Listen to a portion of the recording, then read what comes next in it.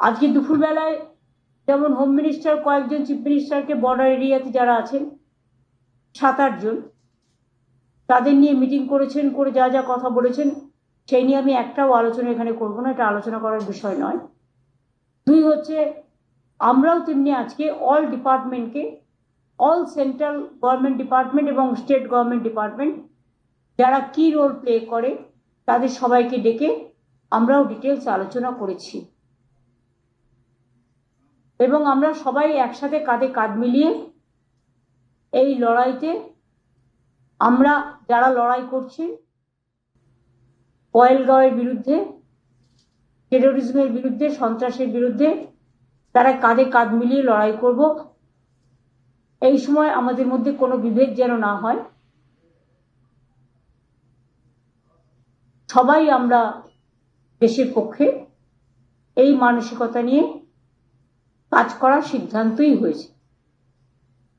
বাদ বাকি আমাদের সকলের সাথে সকলের যোগাযোগ থাকবে, মনিটরিংও চলবে। যদিও চিন্তা করার কোনো ব্যাপার এখনো হয়নি, প্যানিকি করার কোনো কারণ নেই, প্যানিকি হবারও কোনো কারণ নেই। যদি সেরকম কিছু ঘটে আমরা মানুষকে যদি জানতে পারি আগে নিশ্চয়ই জানিয়ে দেবো, কিন্তু যদি জানতে না পারি তাহলে কি করে জানাব? কাজেই সবাইকে সবার মতো করে সব খবর যে বিশ্বাস করতে হবে তার কোনো মানে নেই। যারা বিভ্রান্তমূলক প্ররোচনামূলক খবর ছড়াবেন এখন, সেই ইউটিউবই হোক, ফেসবুকই হোক, চ্যানেলের একাংশই হোক, ডিজিটালের একাংশই হোক, তাদের বিরুদ্ধেও কিন্তু অ্যাকশন নেওয়ার জন্য গাইডলাইন্স আমাদের মিটিংয়ে জানানো হয়েছে এবং আমরাও জেনেছি। মনে রাখবেন, এটা টিআরপি বাড়ানোর সময় নয়, এটা দেশকে রক্ষার সময়। এবং দেশ যে লড়াই করছেন যারা দেশের জন্য, তাদের পাশে দাঁড়িয়ে তাদের সাথে কাঁধে কাঁধ মিলিয়ে সমর্থন জানিয়ে আমরা তাদের সহসাথী হিসেবে আমরা আমাদের দায়বদ্ধতা, আমাদের দায়িত্ব অ্যাজ এ কমন সিটিজেন, একজন সাধারণ নাগরিক হিসেবে আমরা সবাই পালন করব। আমাদের এইটুকুই বলার।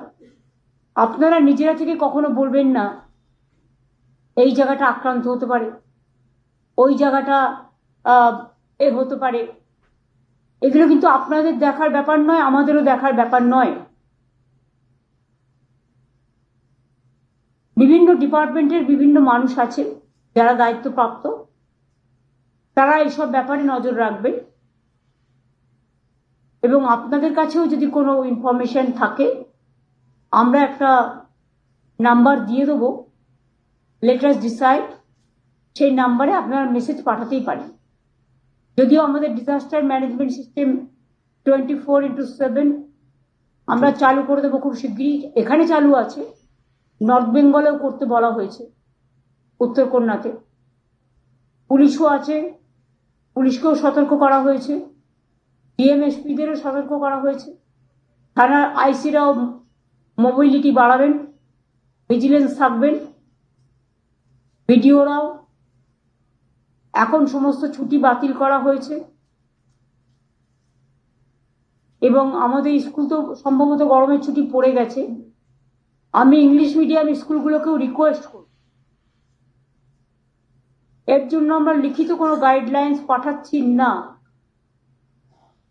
এটা আমাদের আবেদন থাকবে যে আমরা তো রাজ্য সরকারের স্কুলগুলো ছুটি দিয়ে দিয়েছি এবং যেহেতু অনেক রাজ্যেই ছুটি দিয়ে দেওয়া হয়েছে, প্রাইভেট স্কুল যারা আছেন তারাও যদি দয়া করে অনুগ্রহ করে, কাল বাদে পরশুদিন তো রবীন্দ্র জয়ন্তী,